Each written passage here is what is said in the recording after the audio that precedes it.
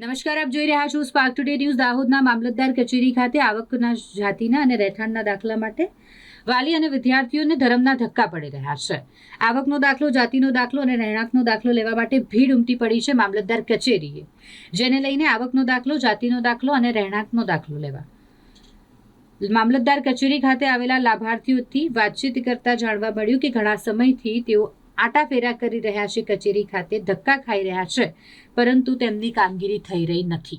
મારું નામ પવાડ ઉન્નતિ છે. મેં કોલેજમાં અભ્યાસ કરું છું. મારે આવકનો દાખલો, જાતિનો દાખલો અને રહેઠાણના દાખલા માટે હું અઠવાડિયાથી અરજી કરું છું, પરંતુ અહીંયાનો માહોલ દેખીને અહીંયા કોઈ એક્શન નથી લેતા અને નથી તો એ લોકોની સિસ્ટમ સારી કે અમને જલ્દીથી કરે. અમારે સ્કોલરશીપનો ફોર્મ ભરવાનો છે, છેલ્લી તારીખ 30 આપેલી છે, પરંતુ આ લોકોએ હજી સુધી અમારા ફોર્મ બી જમા કરાયા નથી અને હજી સુધી આપવાના પણ ઠેકાણા નથી.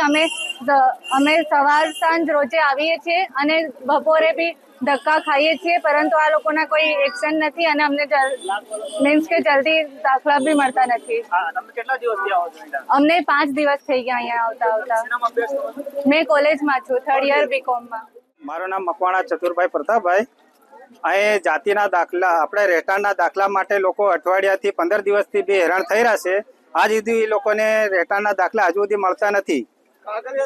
કાગળ જ નથી મળે. સોગંદનામું આપે એ બી અઠવાડિયા સુધી નથી મળતું. આની કુંકા ખોઈ નાખે છે આ લોકો. ઘોર બેદરકારી દાખવે છે. શું કહો? બાજુ અહીં દાહોદ નો જ છું. હા, પછીનો તો ધક્કા મૂકી એટલી નહીં સાહેબ, એમ ઉભું રહેવા એવી જ જગ્યા નહીં. અહીં વરસાદમાં બી લોકો ઉભા રહે છે. આજે વરસાદ હતો, સવારમાંથી લોકો પલળેલા બી હતા. સ્માર્ટ સિટી દાહોદના મામલતદાર કચેરી અને પ્રાંત કચેરી આગળ આપણે ઉભા રહ્યા છીએ, ત્યારે તમે પાછળ ભીડ જોઈ શકો છો. આ ભીડ કઈ છે?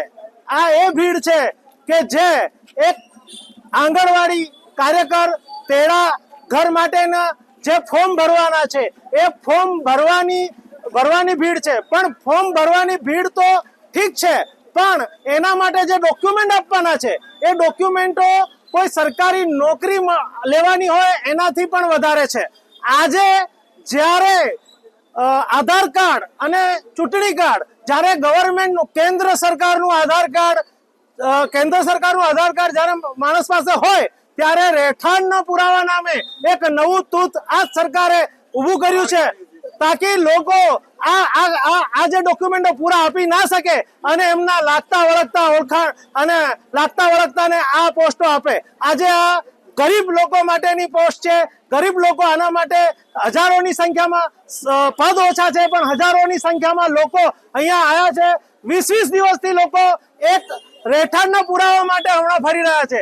ના અહીંયા રહેઠાણનો પુરાવો ટાઈમ પર મળી રહ્યો છે, ના એમને જાતિનો દાખલો એને નથી મળી રહ્યો, અને દરેક વસ્તુ માટે એમને લાઈનમાં ઊભું રહેવું પડે છે અને ધક્કા ખાવા પડે છે. આજે જેને જેન્યુન જેને જરૂર છે એમને આ દાખલા મળતા નથી, બરાબર, અને એ દાખલા એમને મળતા નથી અને એ લોકો લાઈનમાં ઊભા છે અને એક જણ 2500 થી 3000 રૂપિયા જેટલો ખર્ચ કરે છે, તો પણ એમને નોકરીનો કોઈ વિકલ્પ જ નથી. અને પડતા પાણીમાં અને સવારે 7 વાગ્યાથી આ લોકો લાઈનોમાં લાગે છે અને અહીંયા મામલતદાર કચેરીએ કોઈ પાણીની પણ વ્યવસ્થા નથી અને ઉપરનું વરસાદનું પાણી પણ પડે છે અને કોઈને પણ જમવાની વ્યવસ્થાની તો વાત બહુ દૂર છે, પણ પાણીની બી વ્યવસ્થા અહીંયા નથી અને લોકો ધરમ ધક્કા ખાઈ રહ્યા છે. અહીંયા આસિફ સૈયદ, પ્રમુખ દાહોદ શહેર કોંગ્રેસ સમિતિ.